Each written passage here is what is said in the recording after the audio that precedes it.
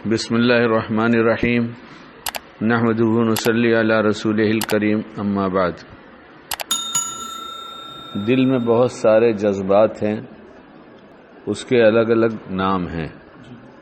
اس میں ایک جذبہ یاد ہے جس کو بہت بولا بھی جاتا ہے۔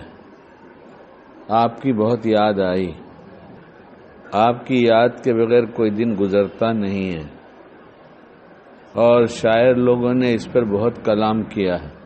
شعراء نے یاد کے ساتھ بہت سے اشعار بنائے ہیں۔ کوئی رات بھر کروڑ بدلتا ہے کسی کی یاد میں، اور پتہ نہیں کتنے وہ شاعر لوگ سنائیں گے، لیکن یہ یاد جو ہے یہ سبھی کو یاد ہے کہ جب کسی سے محبت ہوتی ہے اور محبت کے بعد جدائی ہوتی ہے تو جدائی میں یاد کے سہارے آدمی جیتا ہے۔ ارے یہ عشق کا جذبہ ہو کہ نہ ہو، یہ تو لگا ہی رہتا ہے، اور کبھی نئی بیوی اور جدائی ہو جائے تو مثل مچھلی کے تڑپتے ہیں تیری یاد میں۔ آگے کا مصرع آپ بنائیے گا۔ اور یہ جتنی بھی یادیں جو کچھ ہمیں آتی رہتی ہیں، یہ سب مخلوق کے ساتھ، اور خالق نے یعنی اللہ پاک نے اس بات کو جان لیا اور جانتے ہیں، اور پہلے ہی سے جانتے ہیں، جانتے رہیں گے۔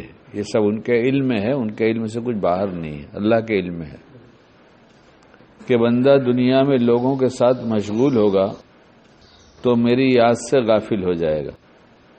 اس لیے اللہ نے چاہا کہ میری یاد سے غافل نہ ہو تو 5 مختلف حالات میں اپنے گھر میں بلایا۔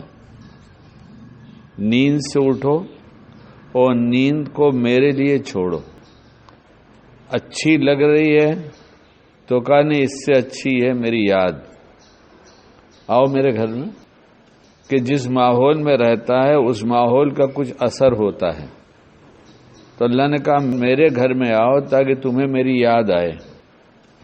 پھر ظہر میں آ جانا، اس لیے کہ ماحول بدلا ہوا رہے گا، جو جس شعبے میں ہے وہاں بدلے ہوئے ایک ماحول کے ساتھ ہے تو پھر بھول جائے گا، تو اچھا ظہر میں آ جانا۔